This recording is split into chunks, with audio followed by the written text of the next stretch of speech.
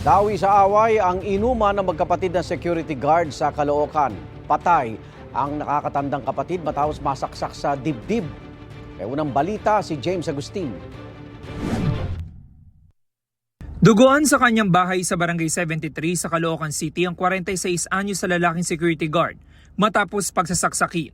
Dead on the spot ang biktima na nagtamo ng 3 saksak sa dibdib.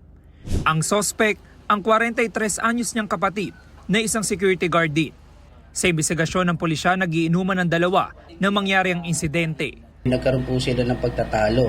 Dahil po itong victim natin na siyang may-ari ng bahay ay gusto paalisin itong kapatid niya. Pagtatalo, nag-aaway sila. At ito pong suspect natin, nakadampot po ng isang kitchen knife, nasaksak niya po ng 3 beses itong kapatid niya. Tumakas ang suspect na kalaunay na aresto ng pulisya sa manhunt operation.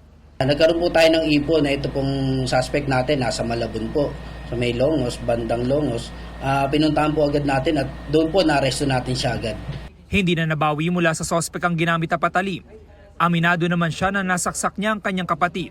Hindi ko naman po sinasadya po kasi yung pangyayari, biglaan po, nagpambuno po kami ng kutsilyo.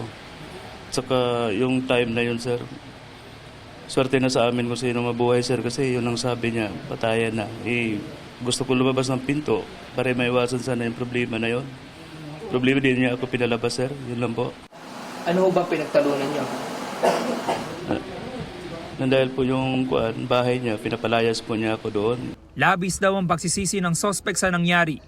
Sobra-sobra po, sir, ang pagsisisi ko.